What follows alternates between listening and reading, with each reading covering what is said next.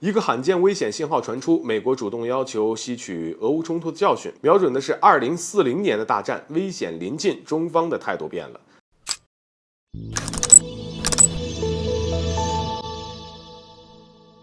大家好，欢迎来到赵特产观察室。俄乌冲突爆发之初呢，想必大家都看过这样子一则新闻：美国副国务卿舍曼大放厥词，喊话中国要从俄乌冲突中汲取教训。当时舍曼的意图就是强行让俄乌冲突与中国内政问题挂钩，并试图将中国内政问题上升到国际高度，进而加大统一的阻力。这一言论在当时引发了国际的高度关注，显然这是美国对中国红线的又一次挑衅，是无法容忍的霸权行径。而让人疑惑的是，高喊让中国吸取教训的美国，如今呢却主动要求自己吸取俄乌冲突教训，这究竟是怎么回事？为什么这是个十分危险的信号？美国陆军未来司令部的司令詹姆斯·雷尼上将表示呢，要吸取俄乌战争的教训，并重点瞄准2040年。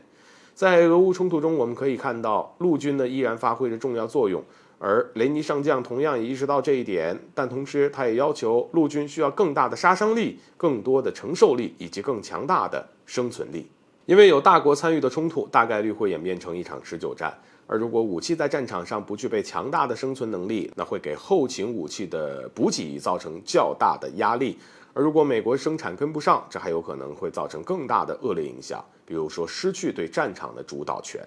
而武器固然重要，但与盟友之间的合作依然非常的重要。其表示呢，与盟友一同作战是未来的必然。相比于美军如何从俄乌冲突中吸取教训，他们更应该关注美军吸取教训之后会将未来战场放在哪里。首先排除欧洲，如果美国想跟俄罗斯打，那么现在的俄乌冲突就是一个好机会啊。但美国并没有，而且美军呢将时间线拉到了2040年，说明他们潜在的战争对象一定是一个十分强大且难搞的对手。试问当今世界上谁能够让美国如此重视呢？答案非中国莫属。所以这也就是为什么美国主动提出吸取俄乌冲突教训是一个十分危险的信号。而且时间节点从侧面也证明，美军这次是认真的，而且是抱着必胜的决心。回看美国对中国的所作所为，可以发现，为了遏制中国的发展，他们是无所不用其极，但结果摆在眼前，无论是对华发动经济战还是科技战，最终结果都是中国几乎是毫发无损，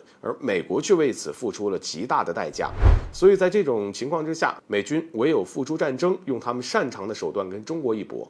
而对于我们来说，中美一战临近已经是一个不争的事实。面对美军的一战决心，这次我们不再是愤怒，我国已经发布了一篇题为《美国的霸权、霸道、霸凌及其危害》的报告。某种程度上，这是一则讨贼檄文。中国的猎枪已经准备好了，美国要战，那便战，我们的态度已经变了。好了，本期节目就到这里，欢迎点赞、转发，留下您的精彩评论。